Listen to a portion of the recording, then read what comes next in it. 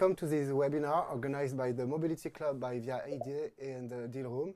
I'm very happy to be with you today. For those of you that are using Livestorm for the first time, don't hesitate to present yourself in the chat section, but also to ask questions in the dedicated section. We will take some questions at the very end of the webinar. But today, I will let maybe my fellows introduce themselves later.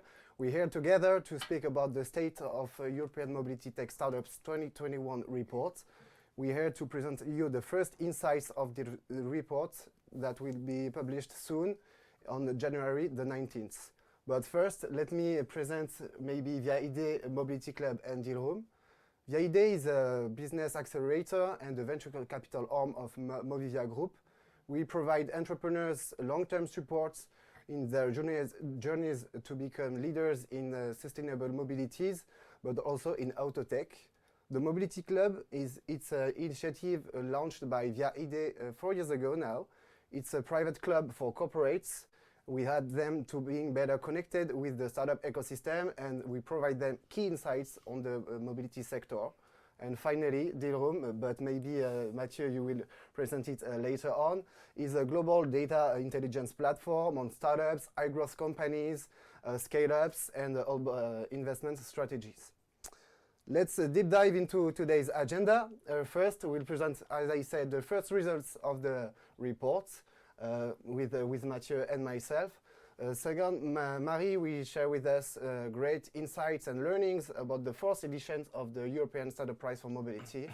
Then we have the chance to have Asmaa here to talk about VelyVelo and the quick commerce market.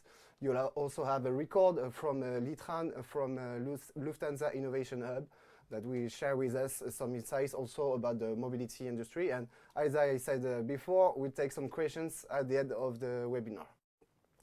First and foremost, save the dates on January the 19th for the publication date of the State of European Mobility Tech Startups report. This is the first of its kind. This biannual data-driven analysis will share with you great analysis and numbers about exits, VCs and CVCs investment trends, but also very sectorial analysis on the mobility sector. First, we'll share with you, as I said, the first results. So Matthieu, could you please start and maybe introduce yourself, or maybe say a few words about Dealroom and the first results on the report. Brilliant. Yeah, thank you so much for the nice introduction, Vincent.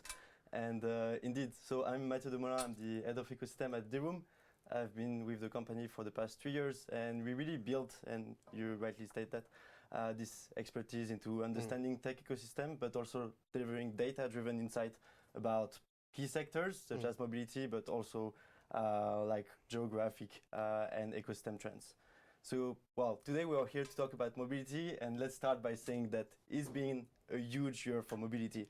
And I think that's going to be kind of like the line of all the talks for today and all the first insights that we are about to share with this presentation and the upcoming report. Indeed, well, there have been some changes into the mobility sector, and this can be explained by the explosion of several trends that were growing for several years. And these trends includes, and I'm pretty sure Asmaa is going to be the best to talk about that, but mobility in city is one of the biggest one, with last mile mobility, e-scooters, ride-hailing, e-mobility, but also last mile delivery, and electric vehicle transition. That is actually completely shifting the automotive landscape and initiating a profound transformation on our consumer habits. If you have to look at 2021, absolutely all these trends exploded. We now have a mobility ecosystem in Europe that is worth more than $220 billion, and most of the companies are actually, and you can see that on the graph, were founded since 2015. Having a look at the right table on the slide, you can see and you can notice that some of the top players of the market are unicorns, and they are actually driving the ecosystem valuation. Speaking about unicorns, looking to what happened this year on the topic, we observed 12 new unicorns to date. Eventually, we might have some new ones before the end of the year, which is actually more than a third of the world total number of unicorns in Europe. That's, yeah, absolutely like stunning news. But diving deeper into these 12 unicorns, it actually perfectly illustrates our earlier point about the transition towards electric vehicle. Indeed, 5 out of the 12 are directly related to electric, with Sono Motors, Wallbox, Freyr, Fastnet, and British Volt. The distribution of these unicorns is not only happening in the UK or in Germany, but we can also notice some new unicorns in the Netherlands, in Spain, in Norway, and in Poland for this year. We can, I think, also assume, and we can touch upon that a bit later, but this cohort of unicorns will keep growing over the next few years.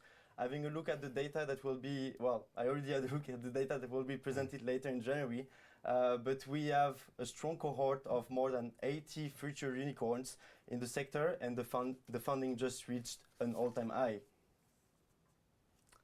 Another metrics, another record. While 2019 and 2020 were pretty flat, mostly due to the pandemic, as a few sectors from the mobility were on the edge, 2021 marked down records with a total of $13 billion invested in the mobility startups. That's 2.6x the total amount invested in 2020. As visible on the graph, mega rounds, which are rounds valued at rounds higher than 250 million, are the largest contributors for this record, and they are currently making up out of like 65% of the total amount invested. Looking at the table on the right and these specific mega rounds, they happened in several sectors. Car sales with Cinch, delivery with Bolt and Glovo, but it's also important to mention the massive Series G from Flixbus that is here to support their transition towards mobility, but also their US expansion.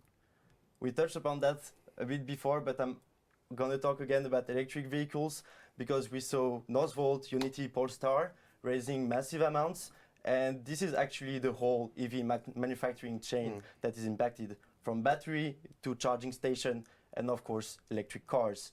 And this investment actually do have a pretty strong connection with corporate, and all major actors of the mobility sectors want to play a role into that. So I'm going to hand over to Vincent as he's going to dive further into the investor types and the key players from the sectors.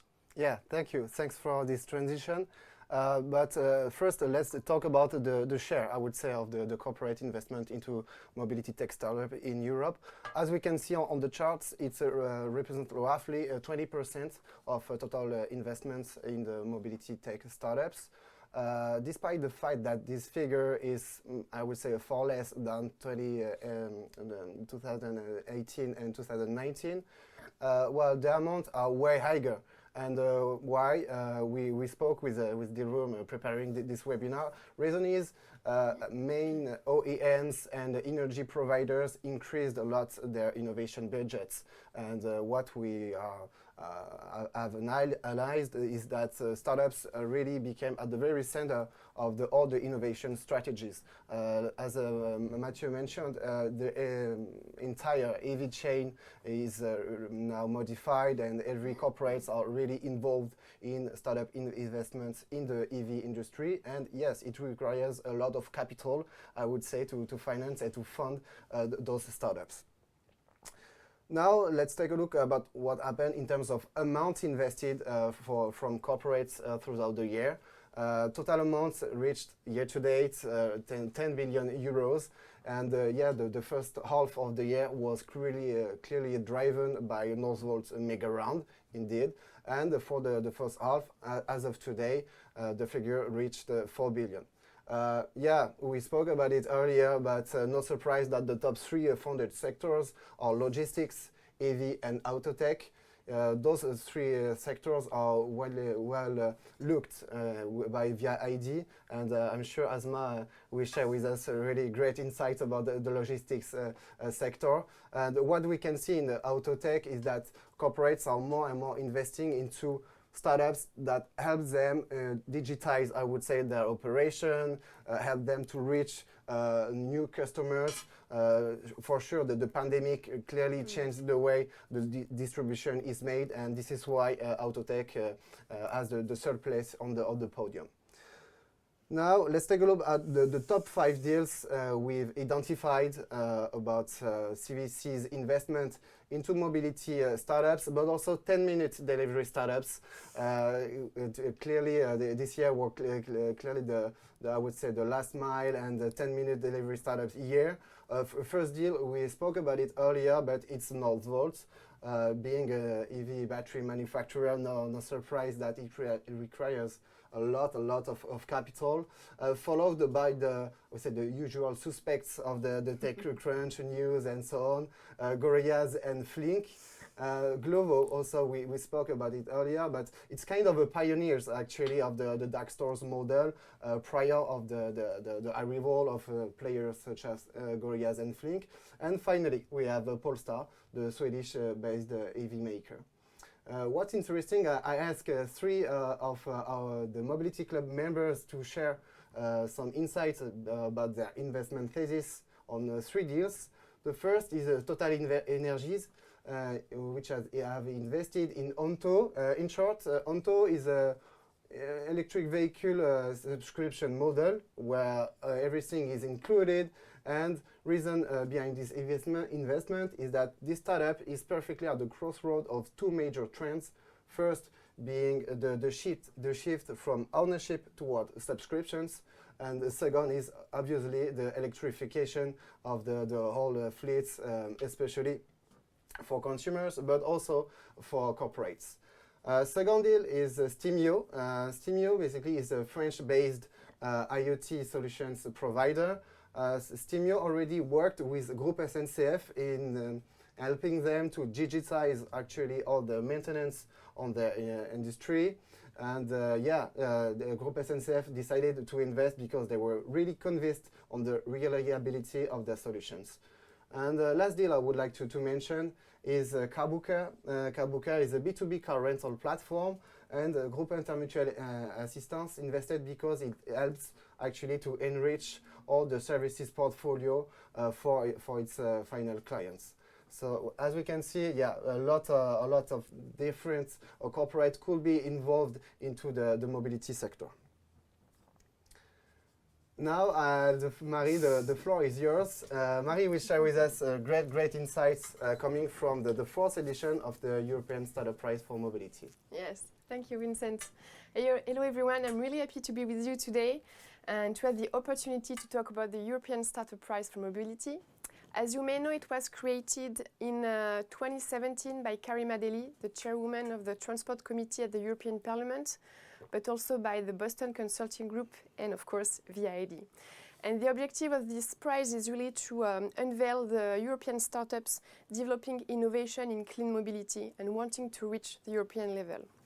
More than a prize, it's a huge leading public-private initiative and really the one-stop shop to the European Union for the startups. So it can give you access to all the EU decision makers, institutions, financial instruments, and major mobility players. As co-founder, VID is putting all its expertise in order to lead the selection criteria and the evaluation process. And as you may know, we just launched the 4th edition last September in Tallinn. And today I would like to give you an overview of the European Startup Prize and the European Startup Mobility on the basis of the application we received. So I'm really happy to share with you that we received more than 560 applications this year, coming from the European Union, the Horizon 2020 program, and the UK, because we're nice with them.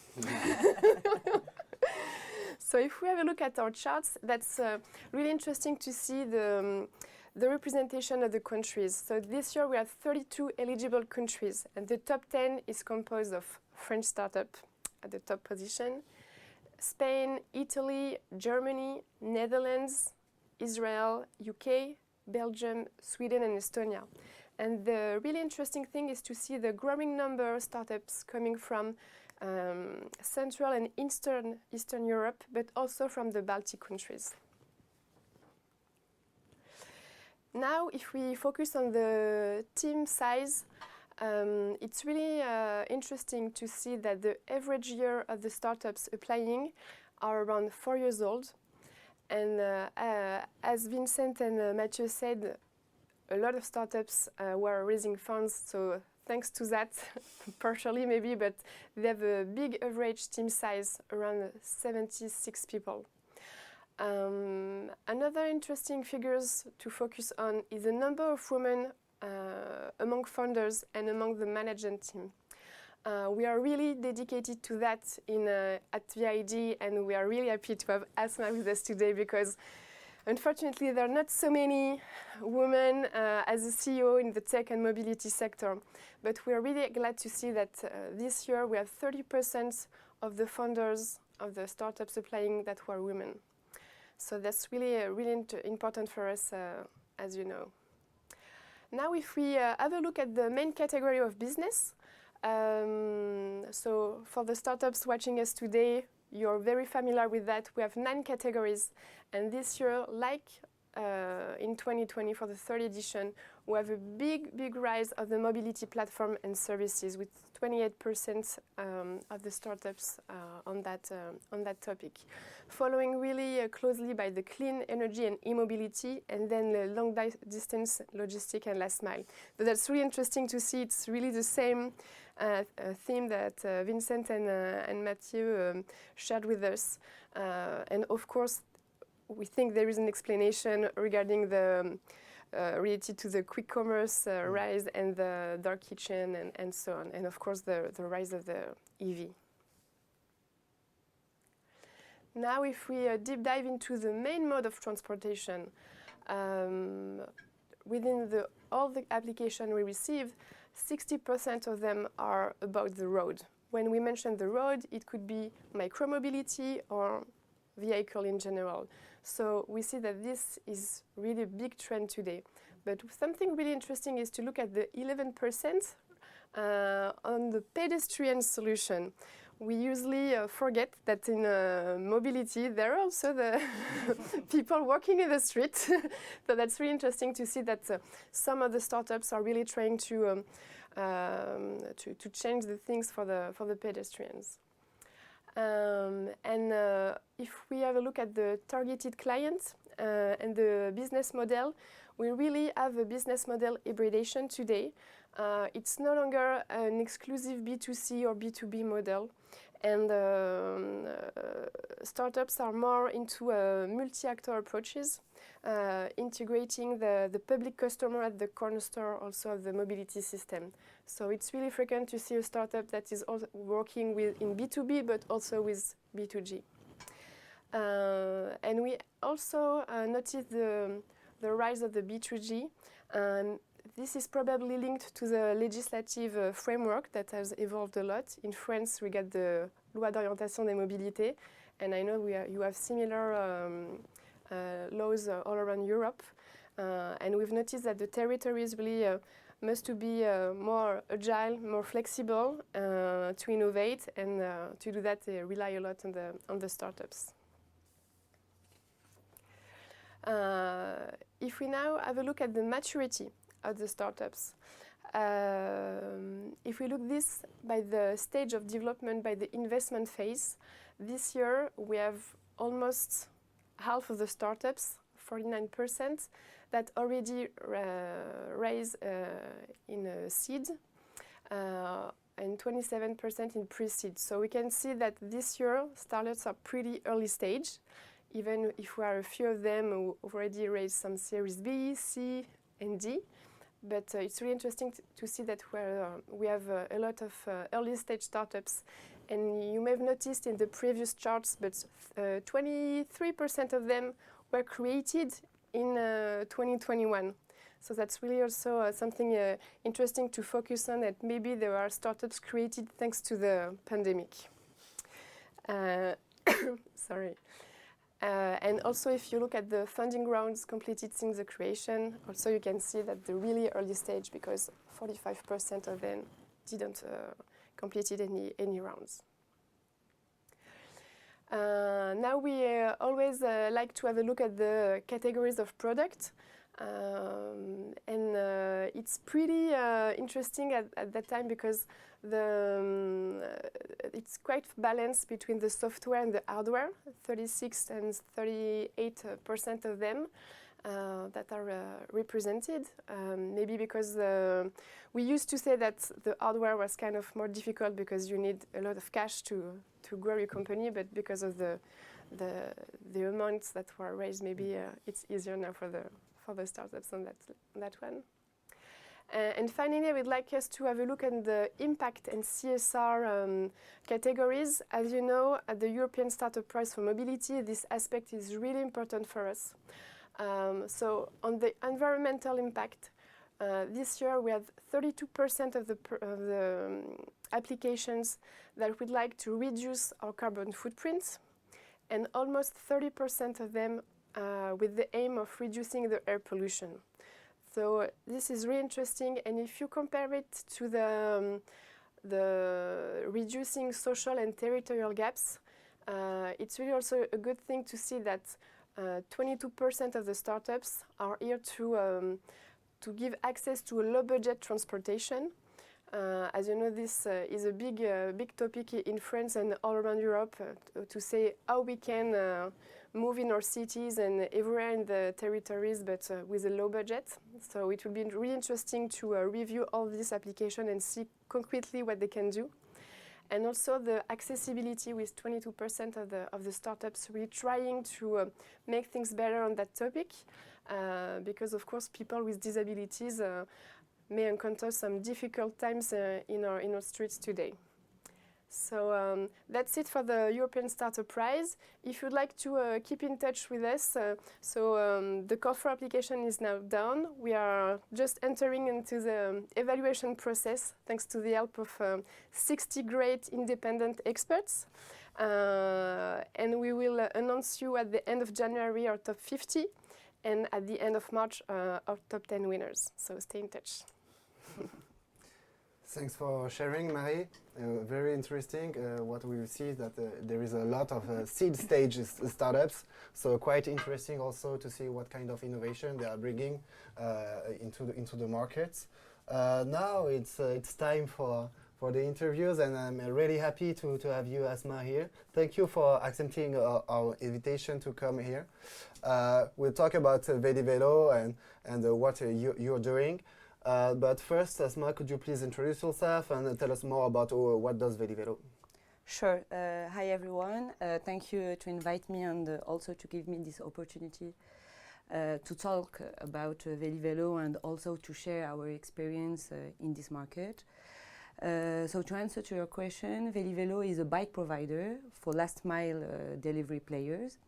And to be more precise, VelyVelo designs e-bikes that respond to all the requirements of last mile delivery, and we offer our tailor-made bikes to our clients through all-inclusive formula that include the lease, but also the maintenance, the insurance, the repairs, and the use of our fleet management software.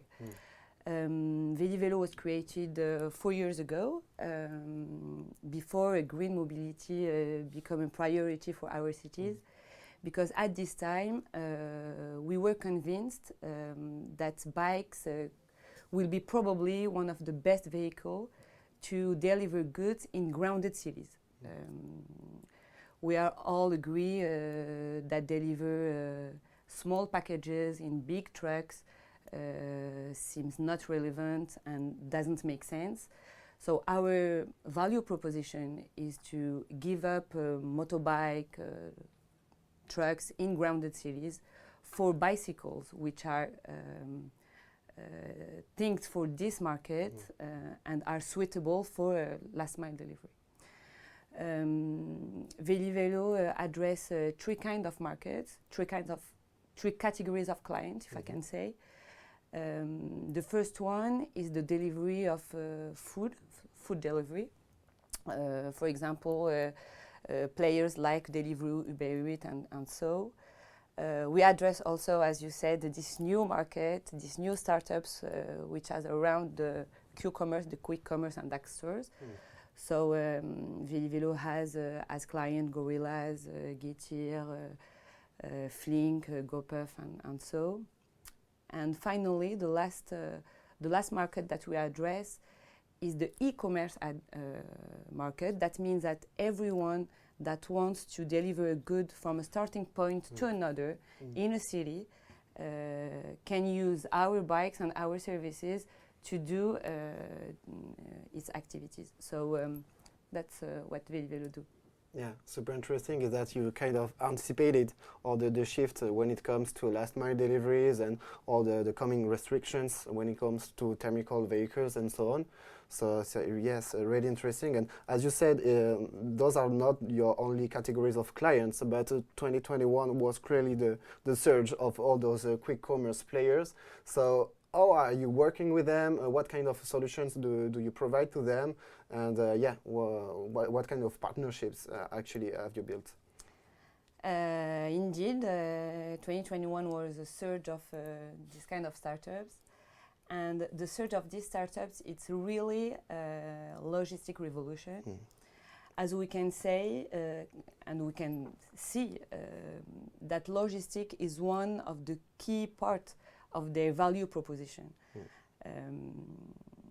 We are not surprised to order a pizza over the phone and to have it delivered 20 minutes after.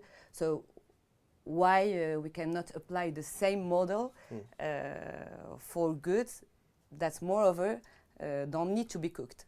So it seems quicker than a pizza, and also with the COVID context, that makes sense more than ever. So it makes sense to have this kind of startups. So we work with them really closely because the role of VelyVelo is very important, as they can achieve their value proposition through our bikes and services, as they can deliver their client in the expected time and in the good conditions. Sure. What we can say also is that it's a new market for them and for us. So there is like a lot of learnings between us. They are discovering the last mile delivery, and we are discovering what does it mean to deliver in less than 10 minutes. Sure. And this is like first time for us, because after we address the food delivery with some restaurants like Domino's Pizza, Pizza Hut, but their value proposition is not to do it in less than 10 minutes. Our bikes were not used from 8 a.m. to midnight, so it's not the same use of the bikes that we were usually dealing with. So we work together like partners. Our goal and our ambition is to be there for them and to help them to achieve their value proposition. And we aim to work with them closely for the next years. Okay. So do you mean that you've kind of developed specific bikes or services because their core value proposition is to deliver in less than 10 minutes? So have you kind of modified your solutions, adapt? Yeah, for sure we have adapted our solution because their needs are different than other ones. You cannot say to a dark store that who need the bike operational that repairs can take 24 hours or 84 hours. They need to have an operational fleet. So that means that VelyVelo see the mobility as a service for supply chain and for them. So for sure we have adapted our solution. We have also adapted our bikes. Bikes now need to have modules because you can not only have a bag at the back, but maybe a box at the back. You have more aid. You have also more products to deliver. So step by step, we have adapted the bikes. We have adapted also our services. And the most important thing is that we did the observation that they need data. This startup needs data, and we have the data in our bikes because they use our bikes to do their delivery. So that's why we have developed our fleet management software to help them to optimize their fleet, to have the right numbers, the right bikes in the right place. Because as you can imagine, you cannot have the same bike if you deliver in Paris or in Marseille. Sure. It's not the same territory, not the same distances. So you need to be next to them to give them the best solution for their different activities. Got it. And maybe final questions now, kind of a prospective one, but the first, I'm sure you have the answer, but what are VelyVelo's next step, and how do you see the possible evolutions for the mobility market next year? To be honest with you, we did not anticipate the fact that we will have so many players in Q-commerce activity. We knew that there is so many things to do for supply chain and last mile delivery, and we need to change the way to deliver goods in grounded cities. We were convinced about that, but we are very happy to see what happened in 2021, and we hope that this trend gonna continue for next years. Next step for VelyVelo is to develop our solution in other countries in Europe. So we're going to open 3 countries in the next quarter. Next month going to be Spain with Madrid and Barcelona. And then we will open Italy and Portugal. We want also to continue to have some improvement in our product, to have a large different type of bike, a cargo bike, bike with boxes, bike with modules, connected bikes, because this is the key of our market, is to have connected bikes and to have the right data. And why not offer our solution all over the world? Yeah. Why not, actually? Let's big dream, exactly. yes, exactly. Okay, thanks for sharing, Thank you Asmaa. very much. To the audience, please ask questions in the dedicated section. We'll take the time to answer a few of them, and if we cannot manage to answer all the questions, don't worry, we'll get back to you afterwards, sending you emails to answer questions. But yeah, let's continue, and now we'll watch a record of Litran, innovation analyst at Lufthansa Innovation Hub. Yeah. Hi, Lee. Thank you for joining us today for this webinar. Maybe a little introduction from your side. Hi, Lorenzo and everyone else. It's really a great pleasure to be here. Thank you for inviting me so much. My name is Lee. I am a research analyst at the Lufthansa Innovation Hub, and I focus on consumer trends. Hi, from my side, I'm Lorenzo from Dealroom. Could you please tell us briefly about what you do at Lufthansa Innovation Hub, and also what does your corporate venture arm does for who is listening? Yeah, I think that's a really great question, because I think people often get confused by what the Lufthansa Innovation Hub does. But so we're the main digital innovation unit of the Lufthansa Group, and we're responsible for tracking and creating new business opportunities in the digital context. And I think what a lot of people don't know is that our scope of activities is like on the whole travel mobility industry. Okay. So it also spans beyond air travel. Because we want to engage with customers along the whole traveler journey. So from the moment someone starts looking for an inspiration for a trip, is leaving the house, the moment they get back home and start thinking about the next trip. Okay, clear. Yeah, that was maybe also not clear to me, to be honest.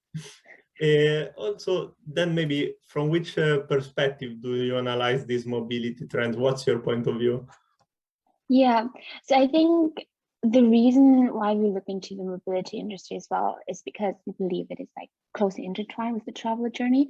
So especially the part from how customers go from home to the airport, from airport to destination, but also how do they move around at a destination. So for the second point, micromobility and car rental is an important segment we look into. And we also believe ride hailing and car sharing companies are an essential part of customers' travel journey. Especially like for ride hailing apps, they have become the predominant way for our business travelers to travel from and to airports, and they've overtaken the taxi pickups usage. And that's important for us to understand, to know how to enable our customers to have a smooth transition from flight to the car, and really make it a better experience for them. Clear, yeah, makes a lot of sense. But so you mentioned this a bit, but so which are the mobility related trends that you have been specifically looking into more in details? I think there's like maybe two trends that we're kind of like noticing. Like we've been noticing that firstly, urban mobility operators are increasingly following a multimodal fleet strategy. So, for example, Matthieu, who started as a e-roll company, now also offer bikes and scooters that consolidated under one brand and one app. And for us, it's important because they're addressing this so-called last mile mobility. And it's like addressing the need of how do users get, for example, from train station to their accommodation, or how do they get around in like a city destination. And for us, it's just relevant to understand how can we maybe make it a better experience for the customer by doing partnerships, or should we maybe integrate it in our app? And that's kind of the questions that we think about. But we also see airlines actually expanding into intermodal travel. So in this year, in March, Brazil's largest bus company launched a new airline, which is quite funny because it's really funny because it was COVID, right? But I think they also saw, or what we believe why they're doing that is because they want to offer like a more smooth transportation experience for when people return back to traveling, just ensuring that you have a better connectivity when it comes to like this transport.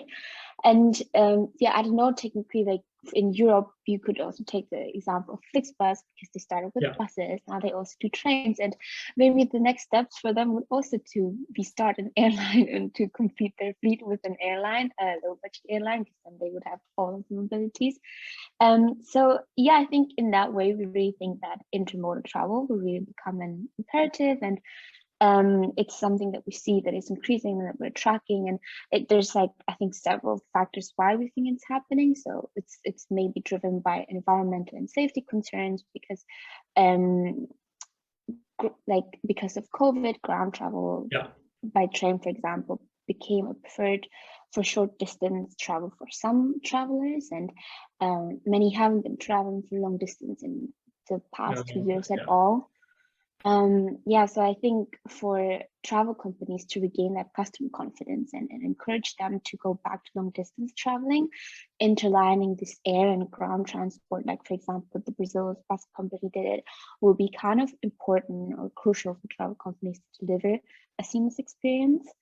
I mean, there are already a few, I think, online platforms that kind of offer this option where customers can look like which bus or which train, like example Kiwi. But I think it's really interesting to see that also the mobility companies are now taking part in it and moving, being part of it as well.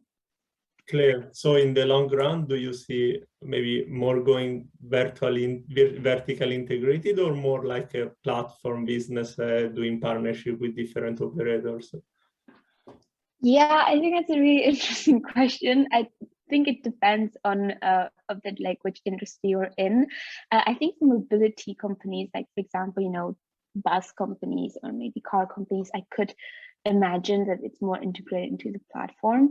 For airlines, it's a very complicated and also very regulated industry, and it's very difficult to like build an integrated solution. So maybe I think especially for airlines, I would see more of a partnership or a virtual interlining model. Clear. And for this micro-mobility space, that it's been like a huge evolution during the pandemic. We also this scooter starting to appear around in cities, often like 6 brands, one on top of each other, like fighting for the biggest consumer adoption right away. How do you see this plan out? Because, like, for instance, when ride-hailing came along, yeah, we all thought like, okay, we are not gonna have car anymore. We are gonna use ride-hailing all the time, and that's gonna change cities forever. Then, at least from my point of view, maybe it didn't plan out exactly in this way. Like, and now there is micromobility that's gonna change short distance traveling. But like, do you really think that many people are abandoning some of their old habits for this micromobility? And in the long term, how do you see this? Yeah, so I do think we saw that people changed how they travel for micromobility, because we did see that, for example, car sharing wasn't such or ride hailing wasn't such a popular choice during COVID. So during the past 2 years, like we looked at app downloads numbers from App Annie, and we saw that and we saw that actually ride hailing companies were taking longer to recover than, for example, scooter companies. And I think that was because they were kind of scared of, you know, contact and sharing a space with someone else. But I do think it is something more specific to the COVID pandemic, and that in the long term, maybe people are going to feel more comfortable. Maybe also car rental is going to become more important, because COVID kind of enabled this platform for it, where it just like bumped in popularity because people could rent their own cars. But I do think that ride hailing is something that is going to return in the longer term. Clear. Yeah, and also, yeah, some of these micromobility operators are also changing strategy sometimes, like because one point was for ride-hailing and for micromobility, it was hard to make money, like in many other business. So, like, we are seeing some of them also becoming more. So some are remaining operators, some are becoming more tech provider to other player, or there's a different strategy playing out. Like, do you see them making money, like at a certain point, or? I think that's a really complicated answer to a question to answer, but I do think that I think we see examples of companies who are kind of looking for new ways to make that money that kind of also give the hope of them becoming once profitable. Like we've seen companies experiment with new payment models, or like, you know, going more into, for example, subscription or installment, instead of just like this one time. And maybe that subscription model is going to be something that will help those mobility companies to reach profit. But so, for example, a company that I think is really interesting is Link. It's an automobile Chinese-Swedish company, and they are focused on innovative purchasing and ownership models. So they have several models. So technically they produce cars, but they have different model of how you can own and pay for that car. So you can, for example, have a monthly subscription, or you can buy a car traditionally from them, but you can also have a subscription without actually owning the car. It's just that you are kind of part of this network they have, and then share it with different people. And so I think that is really interesting how we see companies experimenting with these new pricing models and also ownership, because we also see that, or especially for our generation, you know, for millennials and Gen Z, maybe ownership is not that, like owning a car is maybe not as attractive anymore. So I think that also presents an opportunity where they might find a way to profitability. Thank you very much, Lynn, for your perspective. Been a pleasure to talk. Thank you so much for having me again. Really interesting report. Really recommend reading it. We are back on stage, and now it's Q&A time. So if you didn't ask question yet, you can still send your questions into the dedicated sections. But we already received a few of them. So I will pick the first one. Matthieu, this is a question for you about the investor types you've presented on the presentations. What other categories have you identified? Yeah, thanks a lot for the question. Well, we look at investors, we mainly look at like venture capital investors. And then in terms of the type of investor, that's where we'll find the corporates, the CVCs, of course the VCs, and eventually some of private equity firms that are now also taking a stake into mobility and trying to help this company to grow and to take equity into them. So, well, that's a topic we'll dive further into the report that is about to be published in a few weeks. But we'll basically try to give you like more answer around that. But we look at all type of investors there. Okay, thank you. Another questions, and the next one is for you, Asmaa. A question about any collaboration and partnership with VelyVelo, which is a Nantes-based startup. Indeed, we are looking to improve our bikes with connected solution, trackers, and so what. And VelyVelo could probably be a good partner for that. Unfortunately, for now, we are working with other players. But why not? We can talk with them and see what we can do together. But from now, no, we are not working with VelyVelo, but we are working with XI, with Morio, and with others tracker solutions. Okay.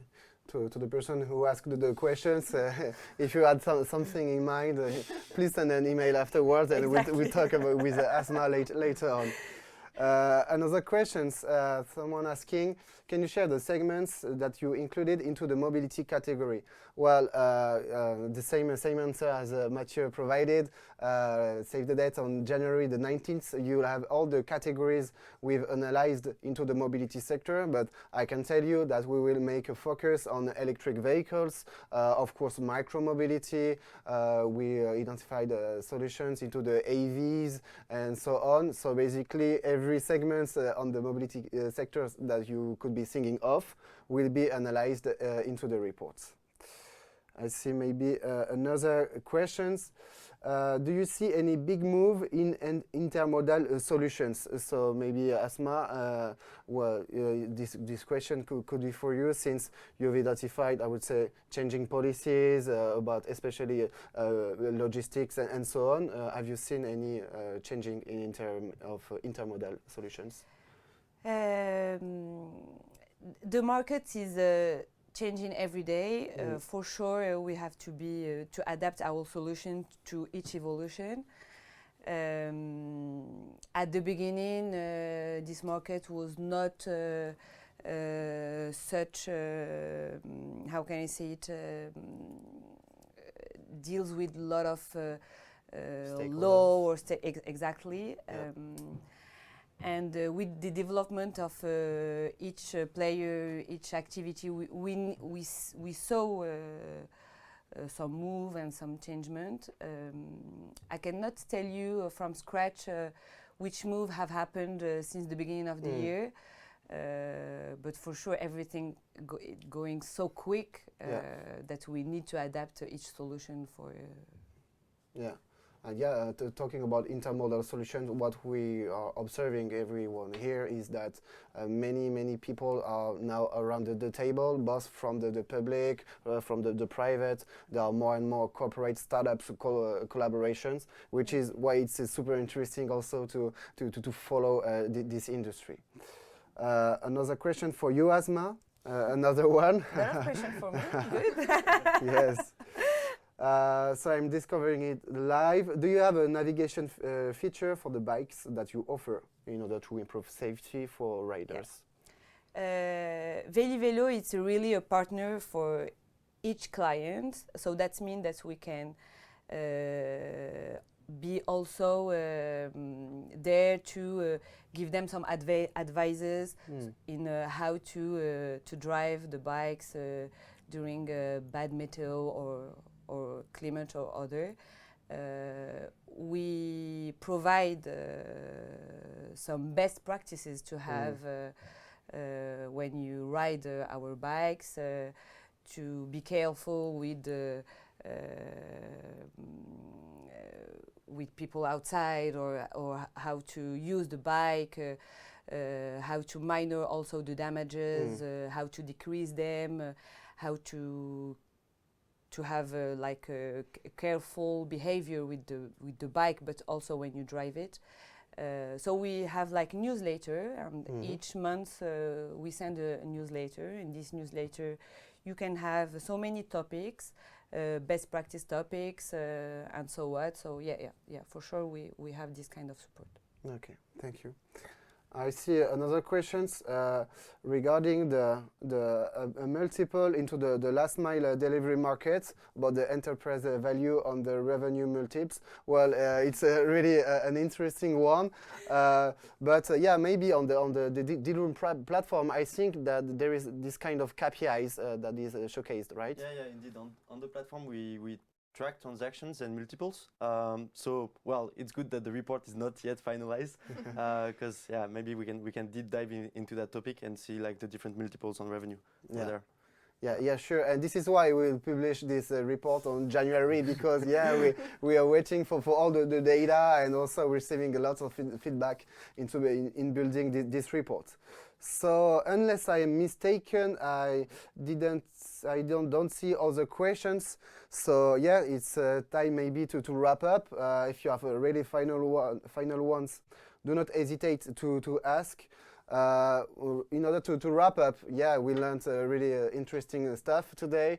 First one, and you presented it, Matthieu, is that enterprise value in mobility is really increasing. It's becoming a really strategic topic. Asmaa, you've noticed that coming from the cities, you know, all about last mile deliveries and so on. Yeah, it's really part of reducing all the carbon emissions. So yeah, enterprise value are really higher. When it comes to corporate investment, no surprise, they follow actually the segments where the VCs are investing in electric vehicles, logistics, and auto tech, but not for the same reasons, actually, because startups are clearly at the very center of the innovation strategies.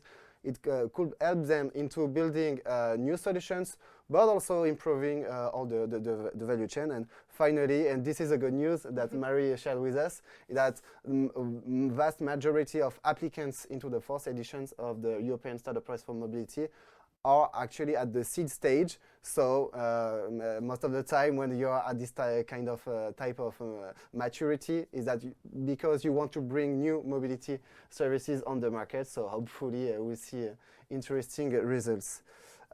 Before leaving this webinar, you could also save the date for the next Mobility Club events.